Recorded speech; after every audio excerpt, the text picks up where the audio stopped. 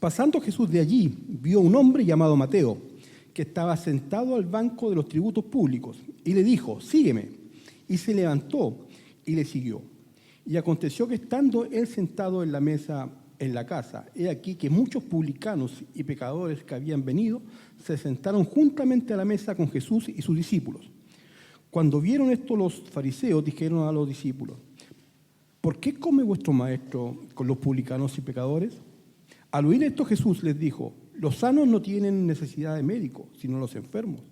Id pues y aprender lo que significa misericordia quiero y no sacrificio, porque no he venido a llamar a justos, sino a pecadores al arrepentimiento. Amén. ¿Pueden tomar asiento?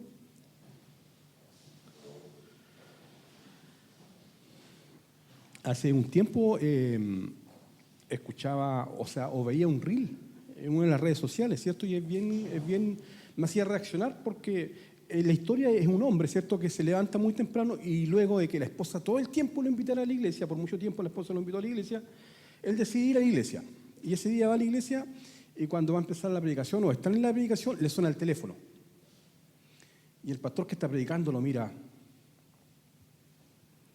Y los hermanos todos miran hacia atrás y como que le dicen: oye, pajarón, ¿qué estás haciendo? La esposa le dice: la embarraste. Llega a la casa y lo dijo: papá, pero ¿cómo se te ocurre no haberle bajado el volumen al teléfono? Y la cosa es que él, muy ofuscado, en realidad decía: tuvo un día súper malo. O sea, en la iglesia como que lo trataron mal porque le sonó el teléfono. Y después de tener este día tan malo, en la tarde decide ir a dar una vuelta y entra a un bar. Y cuando está en el bar, se le cae la copa. Y se quiebra la copa. Oh, este es el peor día de mi vida. Y se acerca un hombre como de 2 metros así, y él cierra los ojos porque piensa que le van a pegar un palmetazo o algo. Y este hombre se saca el chaleco, lo seca y le pregunta si le pasó algo malo.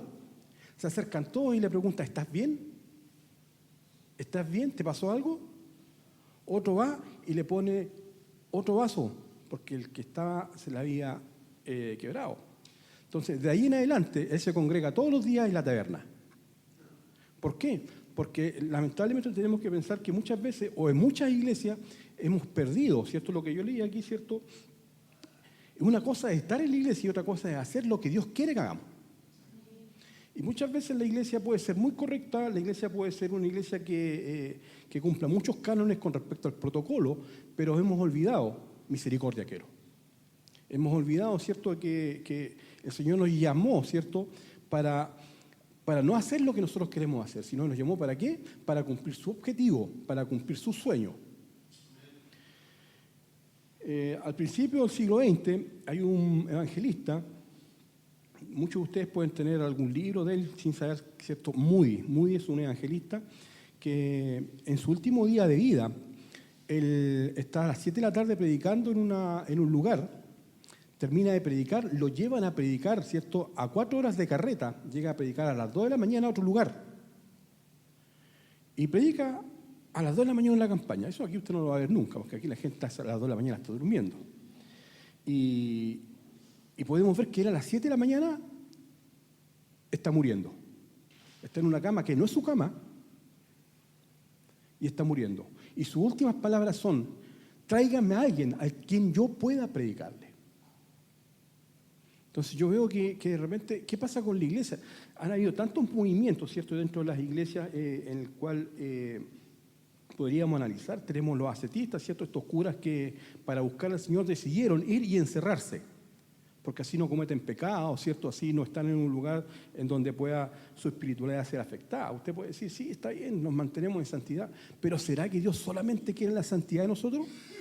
Y tenemos que recordar que el Señor nos dice que somos sal de la tierra y luz del mundo, ¿cierto? Y si la sal no entra en contacto con el mundo, no sirve, no va a salar, no le va a dar sabor al mundo. Por lo tanto, el camino de los ascetistas, ¿cierto?, que se encierran para vivir en santidad, no es el camino que Dios nos está marcando. La iglesia tiene que estar presente en la sociedad. Con el hermano Fernando y el pastor Alex siempre hablamos de la eclesia. O sea, no decimos iglesia, decimos la eclesia. Y la eclesia, para que usted sepa, es la palabra original para decir iglesia, que significa los de afuera. O sea, la iglesia tiene que estar ¿dónde? Afuera. Pero en santidad. En la voluntad de Dios. No como que yo ando con los de allá y soy igual que ellos, no. Y aquí nosotros podemos ver que si bien es cierto, en este pasaje bíblico yo estoy leyendo algo que ocurre, ¿cierto? Que ocurre muchas veces en la Biblia. Podemos decir que 12 veces ocurre, más 13, más una, ¿cierto? Que la del joven rico, que Dios le dice, ven y sígueme. Y por supuesto usted sabe la historia que el joven rico amó más a su dinero y no aceptó seguir a Jesús. Cada uno de los apóstoles que usted lee en el texto bíblico recibió estas palabras, ven y sígueme. Y por supuesto, en algún momento de mi vida yo recibí esas palabras, ven y sígueme, y decidí seguirle. ¿Por qué yo tomo este pasaje bíblico? Porque me parece muy importante, porque Mateo se relata de él cosas que son muy terribles, que por supuesto todos los apóstoles las comparten. De una u otra medida, usted puede decir, sí, es que Mateo es fariseo, o sea, Mateo es publicano, es un hombre que nadie lo quiere, que es un hombre muy malo, pero déjeme decirle que así como usted puede ver la historia de Pablo, ¿cierto? Que es un hombre que tiene una altura moral muy elevada, ¿cierto? Que es maestro de maestros. Él también logra aprender lo mismo, que es un hombre que alcanza misericordia de Dios y por eso es llamado. Cuando el Señor corrige, ¿cierto? A este pueblo, a estos fariseos que le dicen, ¿por qué tu maestro come con este tipo de personas? Vamos a ver después quién es ese tipo de personas. Yo quiero contarles una cosa, para el pueblo judío, compartir una mesa tiene un sentido de intimidad. O sea, cuando yo invito a alguien a mi mesa, es porque yo voy a tener alguna intimidad en la conversación, en el compartir, ¿cierto? En lo que yo voy a entregar, en lo que yo voy a recibir. Va a haber intimidad. Por lo tanto, para el judío, sobre todo formado, ¿cierto?, en la religión farisea, ¿cierto?, el poder estar compartiendo con una persona que moralmente es inaceptable es de mucho cuidado. Y de hecho, este pasaje bíblico es parte, ¿cierto?, de lo que al Señor lo va a llevar a la cruz. El fariseo no va a estar de acuerdo con Jesús que pueda compartir con ese tipo de gente. El Señor, ¿cierto?, le dice, porque misericordia quiero y no sacrificio. Esto no lo inventó el Señor. Esto, ¿cierto?, cuando el Señor le dice a los fariseos, porque misericordia quiero y no sacrificio, Jesús le está recitando un pasaje bíblico que es Oseas 6, capítulo 6. Y el contexto, ¿cierto?, de Oseas 6, ¿cierto?, tiene que ver con que el culto es bonito, el culto es perfecto. Se viene a la iglesia, ¿cierto?, en este tiempo del templo, ¿cierto?, está todo bonito, los sacrificios están, el culto se hace correctamente, pero el sentido se había perdido. O sea, usted puede estar el día domingo en la iglesia haciendo un tremendo culto, levantando las manos, cantando canciones bonitas, emocionándose, sirviendo al Señor en las emociones, pero el sentido que Dios propuso en el principio puede estar ausente. Y esto se contextualiza, ¿cierto? Si usted puede llegar a su casa y leer Isaías 1, se va a poder dar cuenta que el contexto es el mismo. Y todo está bien. Los sacrificios que mandó Dios a través de Moisés se están haciendo, sí, check. Se está diezmando, check, se está diezmando. Qué sé yo, se está haciendo lo que el Señor mandó, sí. Pero en nuestros corazones, ¿qué hay? ¿Cuáles eran las motivaciones? Tener un culto precioso, decir que lavamos nuestras conciencias porque estamos un domingo acá en este lugar adorando al Señor, pero la pregunta es que, ¿y en la semana qué pasa? O sea, simplemente nos abocamos, ¿cierto?, a ser servidos, o realmente podemos entender cuál es el deseo que Dios tiene en nuestras vidas. Y muchas veces podemos pensar, sí, estamos equivocados. Yo he pasado periodos largos de mi vida totalmente equivocado, tocando en la iglesia, llegando temprano al culto, y de repente yo he dicho, ¿y estoy cumpliendo realmente lo que es el sueño de Dios en mi vida? ¿Realmente es lo importante? No estoy diciendo que estar en la iglesia esté mal, al contrario, es bueno, porque aquí nos fortalecemos, porque somos cuerpo de Cristo. Pero el problema es cuando nos olvidamos de lo esencial y nos volvemos en lo estético, nos volvemos en lo que nosotros podemos considerar como lo mejor para el Señor. Pero en realidad nos olvidamos de cuál es el objetivo de Dios. Para que usted pueda llegar a entender, yo quiero explicar un poco cómo ocurre la educación en Israel, ¿cierto? Cuando el niño tiene como 12 años, como 5 años digo, empieza a ser educado en lo que es la palabra. De hecho, un nieto de 5 años probablemente le puede recitar el Levítico de memoria. Así se crían los judíos, ¿cierto? En el centro del pueblo judío está la palabra. Totalmente correcto. Tipo 12 años, el niño termina su primera etapa de educación, que es lo que la mayoría tiene. O sea, estamos hablando de que el niño estudió 7 años de teología y por supuesto lee de corrido, ¿cierto? Sabe matemáticas, sabe de todo. Y a esa edad, si el niño es extraordinario en el estudio y tiene la forma de pagarlo, puede pasar a un segundo proceso de educación. Si no fue un alumno extraordinario y no tiene las lucas para poder seguir estudiando, él se tiene que dedicar al oficio familiar. Jesús se dedicó al oficio familiar. De hecho, él es carpintero. Pedro es pescador. Están los curtidores, ¿cierto? Toda esta gente que realiza trabajo, ¿cierto? Solamente tiene este primer proceso de educación. Y de hecho Jesús, que el libro Proverbios, ¿cierto?, le llama la sabiduría, problemas de conocimiento no tenía, inteligencia no tenía, pero probablemente el problema de él para no seguir estudiando puede haber sido las lucas. Entre paréntesis. Cuando termina este segundo periodo de educación, sucede algo que es extraordinario y que de hecho a todos los apóstoles los va a impactar. Y que a nosotros no nos impacta porque no conocemos lo que el Señor está haciendo cuando Él nos llamó. Cuando a la edad de 17 años, aproximadamente 18 años, el judío termina su segundo periodo de enseñanza, que logró pagar, ¿cierto? Él espera de que un rabino importante lo haya observado, se haya admirado de él, ¿cierto? Haya encontrado una virtud en él y le diga, ven y sígueme.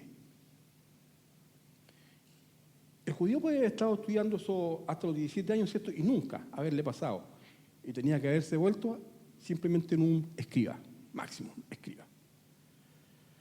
Pero si le decía, un gran rabino le decía, ven y sígueme, él pasaba a ser parte, ¿cierto?, de las personas con más prestigio en Israel. O sea, él la hacía, como se dice. Es como logró entrar a medicina, no sé, logró entrar a la carrera que él quería. La hacía. Y entraba un tercer periodo de educación, ¿cierto?, donde él pisaba el polvo del maestro. O sea, si el maestro caminaba, el discípulo trataba de pisar sobre sus huellas, simbolizando de que él tenía que aprender. ¿Qué pasa con Pedro? ¿Cierto? Pedro es un hombre que usted lo puede ver en la Biblia, se dedica a un oficio, pero no calificó para un sígueme. Y cuando él tiene una edad ya, ¿cierto?, ya es un hombre mayor, viene un maestro aparecido, ¿cierto?, que es Jesús, y le dice, ven y sígueme. Y fíjese que, o sea, cuando ya no hay ninguna posibilidad de que un maestro te llame, apareció Jesús en tu vida y te dice, ven y sígueme. Entonces, es un honor que usted tiene que sentir, ¿cierto?, y admirar, ¿cierto?, y abrazar y poder funcionar en torno a ese llamado. ¿A qué nos están llamando? A un nivel de prestigio que no es para cualquiera. O sea, es para un alumno que pasó 3 etapas de su vida estudiando continuamente, ¿cierto? Y que fue admirado y reconocido por un maestro, ¿cierto?, que le dice, ven y sígueme. Y a Pedro, ¿cierto?, le va a pasar eso, que él está dedicado a la pesca, porque no calificó para el ser humano, ¿cierto?, pero sí para el Señor calificó. La pregunta es, ¿qué virtud tiene Pedro? En realidad tiene que ver con lo que termina diciendo el texto, ¿cierto?, que misericordia quiero, es un acto de misericordia y gracia de parte del Señor. ¿Por qué elijo yo a Mateo? Porque Mateo, sin excluir a los otros, es el que más se le nota que está descalificado. Igual que yo que usted. El problema es que no nos damos cuenta. El problema es que nosotros nos miramos y decimos, uy, si me comparo con él, si me comparo con este otro, yo soy mejor. Pero es que si nos comparamos con Cristo somos tan malos, estamos tan mal, estamos tan destituidos, que en el momento de ser llamados y escuchar la voz del Señor, ¿cierto?, a través de un predicador, ¿cierto?, que nos diga, ven y sígueme, debemos ser impactados. Y la iglesia del día de hoy no se mueve porque no conoce qué es su llamado. La iglesia del día de hoy, ¿cierto?, no se incomoda, ¿cierto?, en decir, yo tengo que ser como Mateo en algunas situaciones. ¿Por qué? Porque lo que yo tengo es tan grande que tiene el poder de cambiar la historia de este universo. Pasando Jesús de allí, vino un hombre llamado Mateo, que estaba sentado en el banco de los tributos, ¿cierto? Este era un hombre, para que usted tenga idea, que se dedica al oficio de publicano. El publicano es uno de los seres más detestables de Israel. De hecho, usted no quería que su hija se casara con un publicano. O sea, usted simplemente no le iba a dar una hija en casamiento a un publicano, ¿cierto? Y muchas veces el texto bíblico conversa y habla con respecto a publicanos, ¿cierto? Y pone al lado del publicano a los pecadores y a las prostitutas. Ese nivel de persona, un alcahuete, ¿cierto? ¿Y por qué digo alcahuete? Porque el publicano tiene la primera función, ¿cierto?, es cobrar impuestos para el Imperio Romano que nos tiene conquistados. Y Roma le dice lo siguiente: tú vas a cobrar esta cantidad de dinero y todo lo que tú puedas lograr de más es de tu bolsillo. Y eran hombres que se enriquecían a través de defraudar al pueblo, ¿cierto? Eran hombres que se enriquecían a través de ¿qué? De lo injusto. Además, ¿cierto?, el fariseo era una persona que era reconocida por ser un prestamista usurero. O sea, él prestaba dinero, ¿cierto?, a intereses elevados, ¿cierto? Y si no, podía llegar a aplicar hasta la tortura. Eso es lo que dice la historia con respecto a lo que son los publicanos, ¿cierto? Son personas que tienen una moral bastante dormida. Ellos se vuelven contra su pueblo, ¿cierto? Y abusan de su pueblo, ¿cierto? Y sacan las lucas, son como las maras, ¿sí? Entonces te das cuenta, sí, eso es bien antiguo. Ellos viven, ¿cierto?, robándole al pueblo. Y por supuesto, ellos tienen la entrada al templo prohibida. Cualquier publicano no podía entrar al templo, porque el momento, ¿cierto?, que se vivía, la gente que estaba en el templo no los dejaba entrar. Porque, por supuesto, la Biblia en ningún momento dice que ellos estén excluidos. Pero en ese tiempo no podían entrar. Entonces, si hay personas que son desagradables, ¿cierto?, justamente Mateo es uno de ellos. Entonces, Mateo entiende cuando este gran maestro, ¿cierto?, que él ve, ¿cierto?, y lo reconoce y que en su interior sabe que viene de parte de Dios y que es el Hijo de Dios, ¿cierto?, cuando él siente este llamado, hay una cosa que ocurre en él y que debería ocurrir en nosotros. Soltó todo inmediatamente. Y yo debo reconocer que en mi vida, yo llegué a la iglesia como a los 9 años, como hasta los 14, ¿cierto? Y yo creo que me puse serio a los 18. Pero cada llamado es distinto. Pero en qué momento despertamos y decimos: Señor, lo que tú me diste es el tesoro más grande que este planeta puede dar, que es su Hijo, para que yo fuera a ser salvo a través de él. Y cuando Mateo se da cuenta de esto, ¿qué es lo que hace? Deja todo. Borrón y cuenta nueva. Es como la historia de Zaqueo. Zaqueo, ¿cierto?, está con el maestro, ¿cierto?, y de repente se para y dice: Señor, si he defraudado a alguien, yo le devuelvo todo con 20% más. O sea, él cambia. O sea, si bien es cierto, tengo un Dios que es el dinero, ahora tú eres mi Dios. Y ese encuentro con Jesús, ¿qué ha producido en tu vida? ¿Te ha hecho recapacitar y decir: esto tiene que tener un vuelco? O sea, mi vida no puede continuar igual. Es tanto lo que yo a veces puedo mirar, ¿cierto?, en estas iglesias que entretienen gente, ¿cierto?, donde tenemos un pastor que prácticamente es un Tony, ¿cierto?, que le habla bonito a la gente y que cuenta chistes, pero a la larga hemos perdido la esencia. Hemos perdido, ¿cierto?, lo principal. Hemos perdido el motivo por el cual fuimos llamados como iglesia.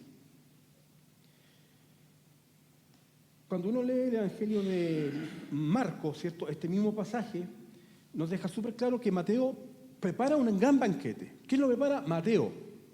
Y Mateo invita a mucha gente, porque él está desesperado por compartir un mensaje que a él le cambió la vida.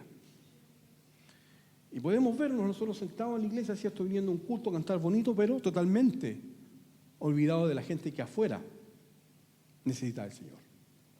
Mateo es distinto. Mateo, ¿qué es lo que hace?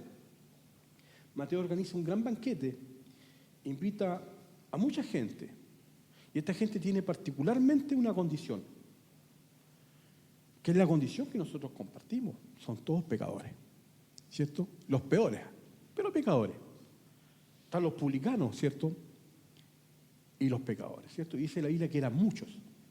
La pregunta, cuando tú sientes algo, cuando tú sientes que el Señor murió por ti en la cruz, ¿cierto?, ¿qué pasó en tu interior?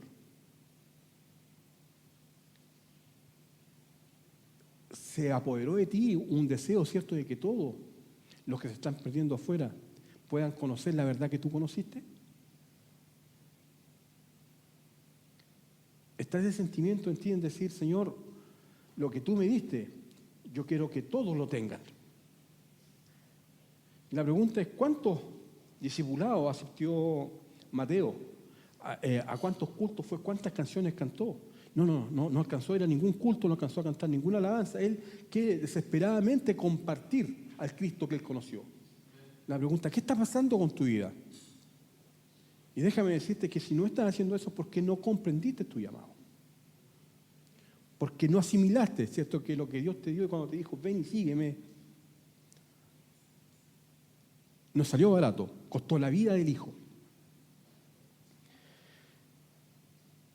Cuando tú te das cuenta, ¿a quién vino el Señor? A Mateo. Nadie comía con él. La pregunta es, ¿quién eras tú? La hermana Silvia contaba, ¿cierto?, que a veces viene la gente a la iglesia y usted la ve bonita, la ve alegre, pero adentro, ¿qué pasa? Y usted puede entender quién era usted antes, quién está siendo ahora, pero quién puede ser en Cristo. Y la verdad es que Mateo, ¿cierto?, es tan consciente de lo que le está pasando, ¿cierto? Mateo dice, yo conocí al Hijo de Dios. Y eso tiene que entrar aquí, ¿cierto?, modificar mi conducta. Y fíjese que hay una cosa que nosotros podemos ver en Mateo. Mateo es una persona que ama el dinero. Es una persona que está capacitada, ¿cierto?, a destruir todo lo que tiene por dinero. Está capacitado a defraudarse, ¿cierto?, y a dormir su moral por el dinero. Sus motivaciones yo creo que usted sabe cuáles son. El dinero. La comodidad, ¿cierto? Pero el encuentro con Cristo, algo generó en él. ¿Qué generó en ti? Sus deseos fueron cambiados, sus sueños fueron cambiados. Su motivación de vida fue distinta. Y lo vemos gastando una cantidad enorme de dinero organizando un banquete. ¿En beneficio de quién? De los que están perdidos. Entonces yo puedo pensar, ¿cierto?, y decir, ¿qué estamos haciendo nosotros? ¿Nos estamos viendo el sacrificio de Jesús en la cruz? ¿O simplemente nos estamos entendiendo un día domingo sentaditos acá y como que nuestra conciencia se libera un poco y decimos, sí, servimos al Señor? No, aquí está siendo servido.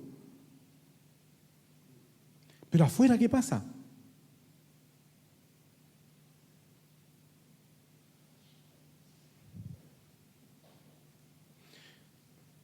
Tenemos que estar claros. ¿Cuál fue tu llamado? ¿Para qué fuiste llamado? ¿Qué consecuencias? ¿Acaso fuiste llamado para seguir siendo la misma persona que eres? ¿O que siempre has sido?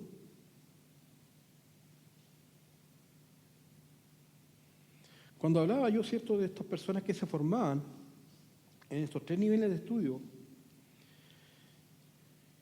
Pablo es uno de los que logra el nivel más alto. Fariseo. Se lo explico de otra forma. Maestro de maestros. Pero él escribe, todo lo doy por pérdida.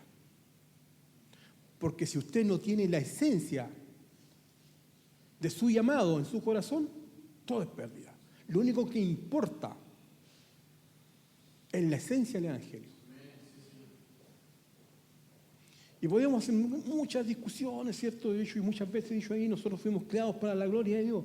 Pero en lo práctico, ¿cierto?, nosotros nos encontramos que el Señor dice, misericordia quiero. Misericordia quiero. La palabra misericordia en el diccionario, ahí se la encuentro por aquí, creo que la escribí.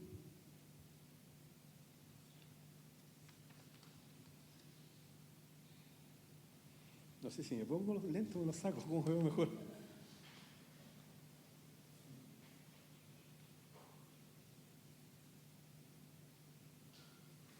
A ver si me acuerdo que lo haya escrito. Bueno, no lo encuentro, pero misericordia tiene que ver con la empatía, tiene que ver con que nosotros nos acercamos a la necesidad y a la miseria del otro. Más o menos así dice el diccionario de la RAE. No me acuerdo contextualmente. El Señor se acercó a mi miseria, se acercó a tu miseria. Y Él nos dice, sí, el culto está bonito. Ok, está bonito el culto, está ordenadito, está organizado, pero yo lo que quiero es misericordia. ¿Estás dispuesto a hacer misericordia? Y por supuesto, cuando el culto es bonito, sí, se agradece. Pero no dejemos fuera la voluntad de Dios en nuestras vidas.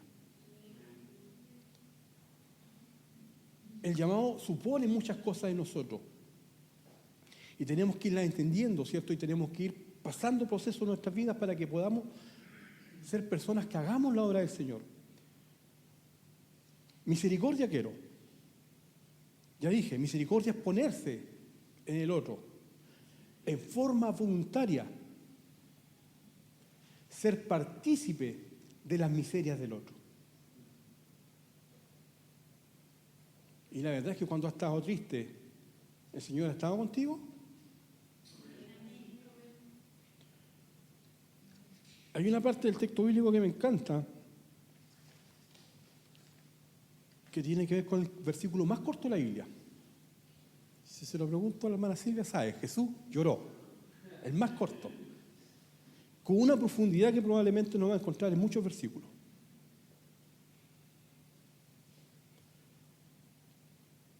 Y que de alguna manera nos va a revelar qué es lo que está en el corazón de Jesús. La pregunta es, ¿Dios quiere que tú sufras? ¿Y qué pasa cuando sufres? Hay una cosa que pasa, Él te quiere acompañar. Él te quiere acompañar, ¿cierto? Como Él dice en el texto bíblico, en el mundo muchas aflicciones vendrán, pero no temáis, porque yo estoy con ustedes. Jesús lloró. La historia, ¿cierto?, dice que Jesús está en cierto lugar y su amigo amado Lázaro enfermó. 3 días enfermó Lázaro. Y le avisan, ese al que tú amas, nosotros, ¿cierto?, se va a morir, está enfermo. Jesús llega al 4.º día de que Lázaro está muerto. Habían pasado 7 días si usted saca la cuenta. Jesús llegó atrasado 7 días.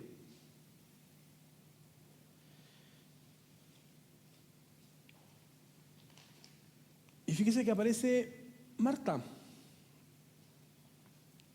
Y le sacan cara, si tú hubieses estado aquí, porque yo sé quién eres tú, Lázaro no hubiese muerto. El problema es que tú no quisiste estar acá. Marta no cuestiona si Jesús lo podía sanar. No cuestiona si en Él está la salvación. Pero 4 días Lázaro ya está muerto. Según la mitología, no la Biblia, judía, cuando alguien muere, es posible que resucite hasta el 3.er día, porque todavía su espíritu está cerca. Tiene que ver con la mitología de ellos. Pero para la cabeza de Marta, ¿cierto?, ya no hay vuelta. Marta está triste, está quebrada, ¿cierto? Su hermano ha muerto, ¿cierto? La tristeza la embarga, su dolor la embarga, ¿cierto? Pero María es distinta a Marta. Y Marta, ¿cierto?, con Jesús van a tener un discurso teológico muy profundo, porque Marta es de hacer, Marta es de estar, Marta es la responsable, es la que saca cuentas, ¿sí?, ¿cierto?, en la que dirige la construcción, porque ella es más cerebro. Y Jesús la va a consolar a su forma y a su medida. Y le va a decir muchas cosas que no vienen al caso, pero el Señor la va a consolar con un discurso teológico, en donde Marta le dice, sí, sé que va a resucitar en el día postrero. Y Jesús le dice, pero yo soy la vida. Y tiene ese discurso que es tan profundo, que da por una predicación completa. Pero luego se acerca María. María es distinta, es de sentimiento, es de corazón. Tú puedes ser de una u otra manera. Pero lo que sí es una realidad que el Señor te va a acompañar en tu sufrimiento, en tu dolor y en tu miseria. Y llega María, se postra a los pies de Jesús, solo llora. ¿Y qué hace Jesús con ella? Jesús lloró. Porque nos consuela nuestra medida. La pregunta, ¿usted se ha preguntado por qué el texto bíblico dice que la iglesia es el cuerpo de Cristo? ¿Usted cree que Jesús en la actualidad va a bajar del cielo a darle un abrazo al cristiano? Siendo que Dios me dejó a mí como el cuerpo para abrazarle.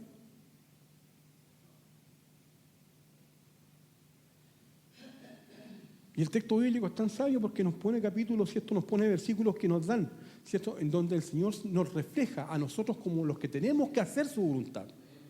Y usted está llamado a compartir la voluntad de Dios a través de la tierra. Y el Señor nos dice que nosotros tienen que nacer, ¿cierto?, los atributos naturales de Dios. ¿Por qué? Porque somos el cuerpo de Cristo teniendo como cabeza al Cristo mismo. Por lo tanto, nuestra meta de vida debe ser cambiada. Nuestro sentido de vida tiene que ser cambiado, ¿cierto? Y ser más como el Cristo. Porque fuimos llamados aquí. Y usted se puede sentar aquí, ¿cierto? Y puede venir a la iglesia acá. Y déjeme decirle que hay un día, al final, en donde muchos vendrán y dirán, en tu nombre predicamos, hicimos un milagro. Y el Señor de una u otra manera le va a decir, sí, pero ustedes no fueron mi cuerpo. Me vieron desnudo, no me vistieron.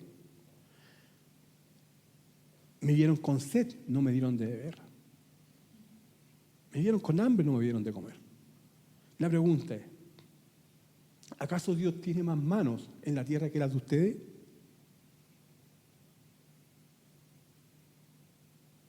Y la verdad es que el texto bíblico nos dice que somos el cuerpo de Cristo. A través de nosotros, ¿cierto? El Señor tiene que hacer su voluntad.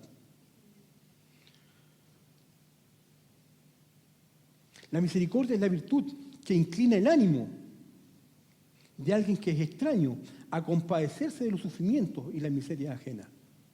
Está llamado a satisfacer la necesidad del que sufre. Está llamado, ¿cierto?, a satisfacer la necesidad de salvación del que no tiene salvación.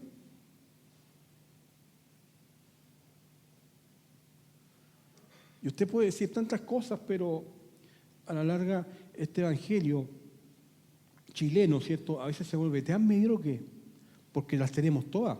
Usted puede salir a la calle y predicar y si quiere no predica, ¿cierto? Es tan cómodo.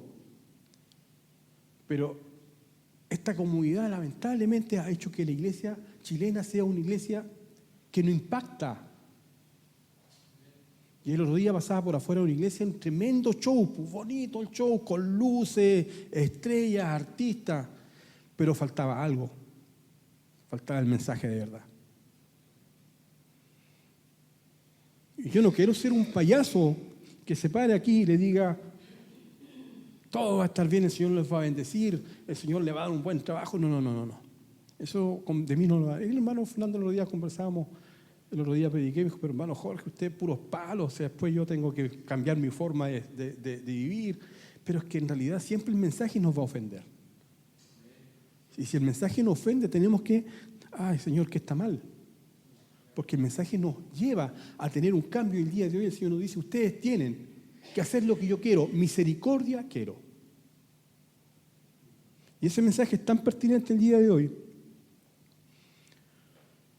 porque ayer íbamos saliendo de trabajar con el hermano Fernando no sé si se había ido, pero yo voy saliendo con un jugo que nos quedó con medio litro que da, y va pasando un joven por afuera, situación de calle, con una carretilla, pero lo que me da más pena es que ese joven fue ICCP. Ese joven fue ICCP. Situación de calle. No sé cuánto tiempo ha venido.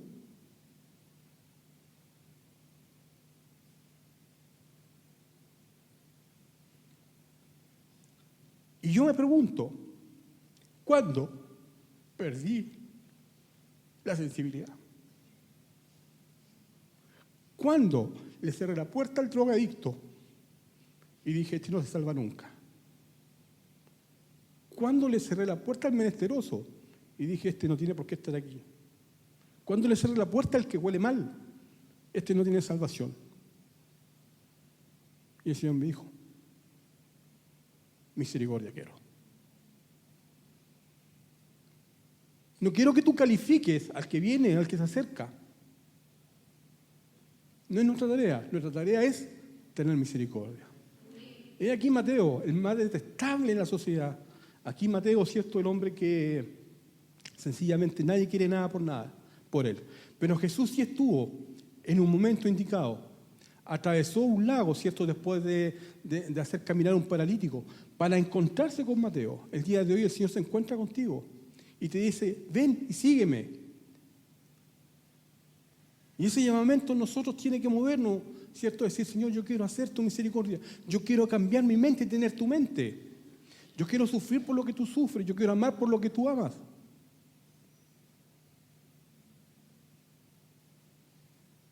No dejemos de hacer lo que estamos haciendo, pero empecemos a hacer lo que realmente Dios quiere en nuestras vidas. Recuperemos la esencia, porque si hay una cosa, ¿cierto?, que tenemos que entender, que en la Biblia lo esencial es que tú conozcas a Cristo y que todos conozcan a Cristo. Y yo quiero explicar un poco algunas cosas. Por ejemplo, cuando yo les contaba la historia de Moody, ¿cierto?, que él muere diciendo, ¿habrá alguien a quien yo le pueda predicar?, ¿cierto? La verdad es que impacta mucho. Y de hecho, si usted ve la historia de los apóstoles, ¿cierto?, todos murieron cruelmente. Todos murieron asesinados por el Imperio Romano. Se salvó Juan, que Jesús profetiza, ¿cierto?, que iba a tener como una vida un poquito más libre de sufrimiento. Pero fíjese usted, cuando yo veo la historia de Pablo, ¿cierto? Pablo, si bien es cierto, si lo tuviéramos acá, habría que hacerle reverencia, porque es un hombre que tiene toda la educación habida por haber, es un hombre genial, es un hombre reconocido por ser un filósofo de mucha espalda. Pero cuando él dice, todo lo que viví lo doy por pérdida, es porque él reconoce la esencia, lo importante, lo medular. ¿Qué es esencia? Es lo que define el ser. ¿Qué te define como humano? ¿Tu instinto animal de perseverar tu vida? Pero cuando Pablo dice, yo todo, para mí el morir es vivir, ¿cierto? Es porque él está a un nivel, ¿cierto?, que debemos alcanzar, en donde la meta de Cristo, ¿cierto?, y que le conozcan a Él y compartir las misericordias del reino, ¿cierto?, se hagan verdad en nuestras vidas. Y yo pueda decir, Señor, ya no vivo yo, Cristo vive en mí. Esa es una meta que yo pongo en tu vida. Si bien es cierto, es muy bueno descansar, es muy bueno quedarse en la cama, pero muchas veces te tienes que incomodar porque tienes que hacer misericordia. Jesús, cuando fue a encontrarse con Mateo, ¿cierto?, son varios kilómetros que tiene que transitar. Se incomoda. Él se incomodó por ti.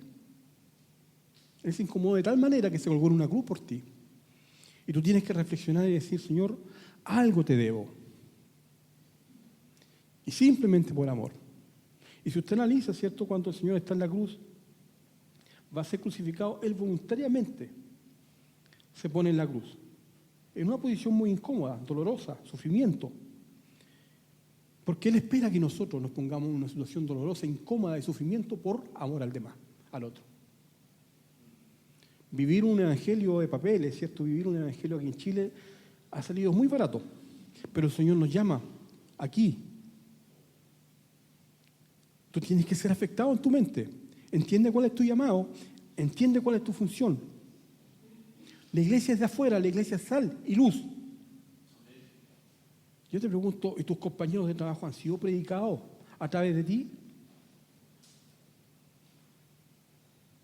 ¿Has dado un mensaje de esperanza al que sufre?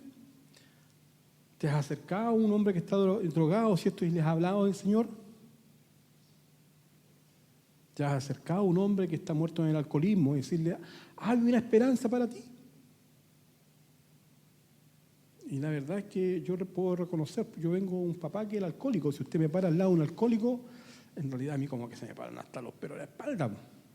Es mi situación personal. Pero ¿sabe qué? El Señor me lleva a decirle, ¿cierto?, y a aprender para mi misma vida. Hay un mensaje que ellos tienen que escuchar. Así como Mateo es un hombre que está perdido en su forma de vida y el Señor va por él, el Señor te quiere usar como instrumento, porque más manos que las tuyas no tienen en la tierra. Porque Dios no puso la predicación en ángeles, la puso en nosotros los seres humanos, que somos sus hijos, para que compartamos la misericordia que hemos recibido. Y el Señor nos llama el día de hoy. Y dice, CP, estás construyendo una iglesia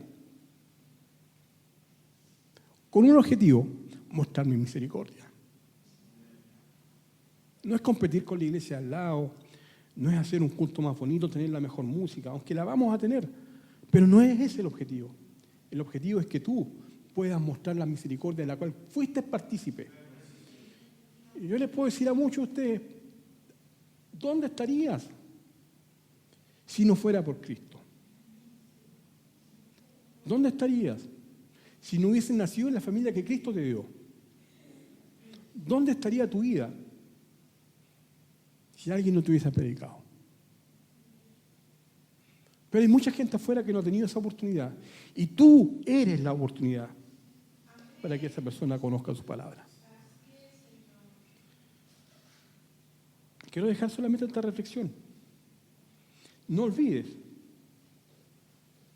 lo que es realmente importante, pero sin dejar de hacer lo que estás haciendo. El Señor les bendiga, hermano. Yo no sé si voy a dejar a mi pastora para que yo los aviso.